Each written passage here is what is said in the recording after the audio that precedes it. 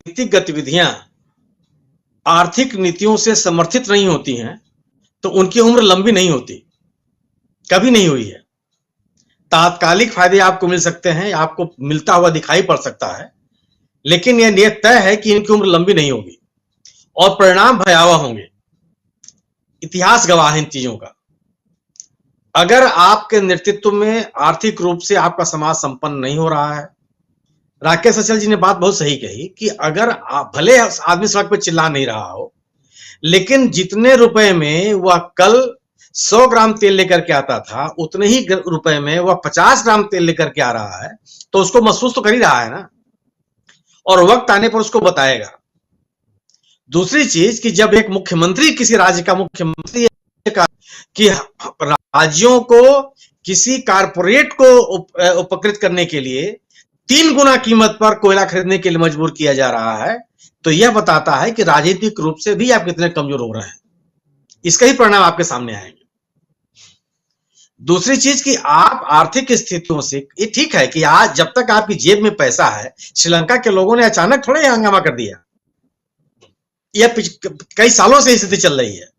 जब तक आपकी जेब में रुपया है, आप 100 ग्राम तेल को 50 ग्राम खरीदेंगे, 40 ग्राम खरीदेंगे, 30 ग्राम खरीदेंगे, खरीदते रहेंगे।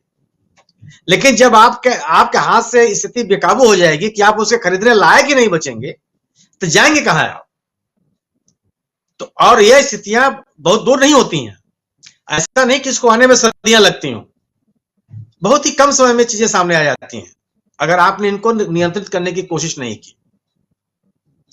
आप कर रहे हैं कि आपका रोज आप बताते हैं, अखबारों में बयान आता है मंत्रालयों का कि हमारे जीएसटी से इतनी आमदनी हो गई है, जीएसटी का राजस्व इतना बढ़ गया है। आप यह नहीं बताते हैं कि जीएसटी का रेट आपने कितना बढ़ा दिया है, और बढ़े हुए रेट की यह रिकवरी है, सामान्य रिकवरी यह नहीं है। अगर आप विदेशी मुद्रा के संचय की बात करते हैं तो स्थिति यह है कि अधिकांश देशों से जो आपका व्यापार है वो घाटे का है, यानी कि आयात आप ज्यादा करते हैं, निर्यात आप कम करते हैं। अधिकांश, कुछ छोटे मोटे देश हैं जिनके साथ स्थिति है, जिनके साथ बहुत ज्यादा। आप चीन के साथ अपना देख लीजिए कि रेशियो क्या है आयात निर्यात का, यूरोपियन देशों के साथ अपनी स्थिति आप देख लीजिए। तो ऐसा नहीं है कि यह माने स्थितियां बिगड़ने बहुत समय लगती हैं। और दूसरी चीज कि आप आर्थिक स्थितियों से लोगों को भुलावे में रख सकते हैं कुछ समय के लिए। ये तो धर्म एक अफीम है, बहुत समय से लोग कहते चले आ रहे हैं, तमाम विद्वानों ने कहा है, हम और आप क्या कहेंगे। और इस अफीम को चटाते रहेंगे आप, चटाते रहेंगे आप, लेकिन एक समय आएगा कि उससे आदमी बाहर आ जाएगा। वह समय आने में ऐसा भी नहीं कि उस समय को आने के लिए कोई लंबा इंतजार करना पड़ेगा। जब श्रीलंका के लोगों को दवाएं मिलनी बंद हो गई, 15-15, 20-20 घंटे बिजली की कटौती का सामना करना पड़ रहा है, कई किलोमीटर लंबी लाइनें लगी हुई हैं पेट्रोल और डीजल के लिए और गैस के लिए, तो लोग क्या स्थिति बनेगी? लोगों को निकलना ही निकलना था। रोज दिन प्रतिदिन मैंने पब्लिक ट्रांसपोर्ट वहां ठप है क्योंकि पास पेट्रोल ही नहीं है। सरकार लोगों से आग्रह कर रही है कि आप घर से मत निकलिए, तो जाए कहां? रोजगार है नहीं, खरीदने की क्षमता है नहीं, पैसा है नहीं, पैसा अगर जो कुछ है भी तो चीजें उपलब्ध नहीं है, तो स्थिति आनी ही आनी है। सवाल यह है कि अगर आप राजनीतिक रूप से चुनाव जीतना राजनीतिक सफलता नहीं है राजीव जी, ये तो इलेक्टोरल पॉलिटिक्स है। कभी कोई आपको 8 वोट मिल गया तो आप जीत गए, मैं 7 वोट पाके हार गया, लेकिन इसका मतलब यह हुआ ना कि 7 आदमी आपके खिलाफ है। चुनावी जीत को आप राजनीतिक सफलता की बात मत कीजिए। चुनावी राजनीतिक सफलता यह है कि लोग आपकी नीतियों में, आपकी व्यवस्था में, आपकी आर्थिक नीतियों में, गवर्नेंस के तौर तरीकों में लोगों की आस्था हो, लोग कहें कि यह ठीक है, और बड़े पैमाने पर लोग आपके समर्थन में खड़े हों। ये तो गणित का खेल है ना। 9 वोट पाकर के जीतने वाला आदमी होता, 8 वोट पाकर हारने वाला आदमी होता। तो इस बिना पर यह निष्कर्ष निकाल लेना कि राजनीतिक रूप से आप सफल हैं आज की तारीख में, तो यह है कि आप बीजेपी को वोट देंगे तो बीजेपी की सरकार बनेगी, आप बीजेपी को वोट नहीं देंगे तब भी बीजेपी की सरकार बनेगी। तय है, अब दीजिए चमत दीजिए। तो जब हम हमारी राजनीतिक गतिविधियां इस तरह इस दिशा में चली गई हो कि राजनीतिक दल के अलावा सरकारी संस्थाएं भी सरकार बनाएंगी, बिगाड़ेंगी, लोगों से कहा जाए, आप जब इलेक्शन होने लगेगा तो उस इलाके में 1,500 लोगों को आप रेड कार्ड बांट देंगे कि आप घर से निकलेंगे नहीं।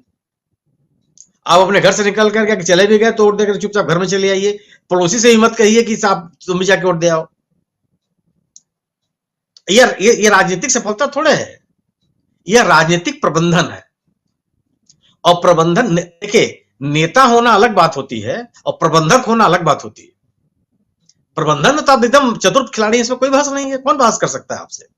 आप उस व्यक्ति की तलाश करते रहते हैं उस दिन से जिस दिन से किसी राज्य में चुनाव होता है, किसको हम तोड़ सकते हैं, किस पे आप हाथ डाल सकते हैं, कौन आसानी से टूट जाएगा।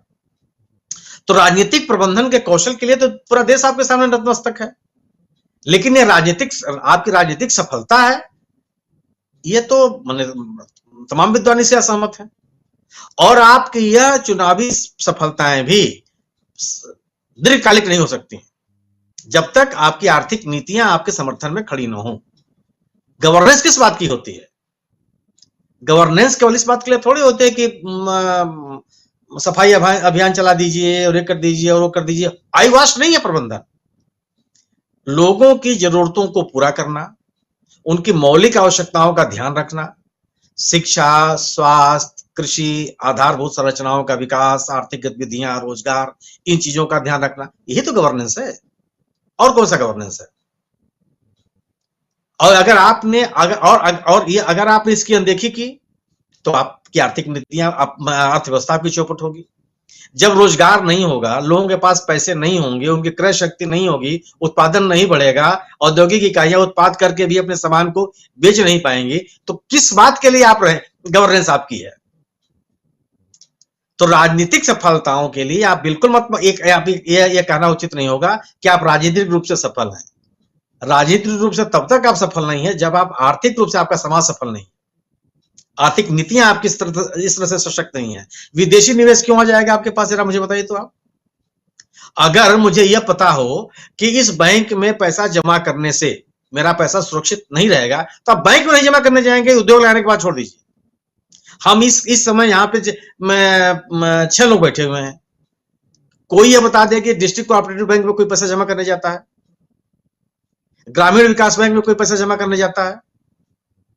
अपनी बात कर लीजिए ना यार, आप विदेशी निवेशकों की बात क्यों कर रहे हैं? तो विदेशी निवेशक तो तभी आपके पास आएगा जब उसको यह पता होगा कि आपकी आधारभूत संरचनाएं बहुत अच्छी हैं, लोगों के पास आप उसके उत्पाद को खरीदने की क्षमता है, आपके जो आर्थिक नीतियां हैं वह उद्योगों को विकास देने के लिए, प्रोत्साहित करने के लिए हैं, आपका कानून व्यवस्था इस कदर है कि उनका जो उत्पाद होगा वह आसानी से उनके बिक्री की व्यवस्था हो सकेगी। उनको यह जब विश्वास होगा कि जो उनके लिए रॉ मटेरियल है वो अच्छे से मिल जाएगा, तब ना विदेशी निवेशक आएगा कि वो चैरिटी बांट रहा है। आर्थिक गतिविधियां चैरिटी नहीं है राजीव जी, कि हमारे पास बहुत ज्यादा पैसा है, फोर्ड के पास बहुत ज्यादा पैसा है या किसी बड़ी कंपनी के पास बहुत ज्यादा पैसा है, वो आपके आगे खर्च कर देगा। अडानी अंबानी तो खर्च नहीं करते, जो आपके देश से पैसा कमाते हैं, जिनकी आमदनी कोरोना काल में भी पता नहीं कितना, कई गुना लोगों ने बताया कि उनकी आमदनी बढ़ गई, वो तो उन इलाकों में पैसा खर्च करने के लिए तैयार नहीं है जहां से उनका रिटर्न अच्छा नहीं हो, तो विदेशी निवेशक आपके पास आ जाएगा। और विदेशी निवेशक अगर उसने आपके यहाँ निवेश किया है, नहीं पैसा जमाया है आपके शेयर बाजार में, तो हालात खराब होने पर सबसे पहले वही पैसा वापस खींचता है और आप भड़का नीचे गिर जाते हैं। तो विदेशी निवेशकों के बूते पर आपकी अर्थव्यवस्था मजबूत नहीं होती। इस तो सामान्य नियम है। मतलब मैं तो कभी अर्थशास्त्र पढ़ाई नहीं हूं, तब मैं हम लोग को इतनी जानकारी है। बाकी अर्थव्यवस्था को जानने वाले तो बहुत हैं, और हमारे मित्र अमलेंदु उपाध्याय जी के जो सलाहकार हैं, जो सरकार को सलाह देते हैं, उनको तो और पता है। उन मित्रों के बारे में अमलेंदु जी को खूब जानकारी है। इसलिए आप इनको राजनीतिक सफलता बिल्कुल मत कीजिए, राजनीतिक प्रबंधन कह सकते हैं आप, लेकिन यह भी अल्पकालिक है, यह दीर्घजीवी नहीं हो सकता अगर आपकी आर्थिक स्थितियां मजबूत नहीं है तो। और श्रीलंका की घटना है इस चीज को दीवालों पे साफ साफ लिख दी।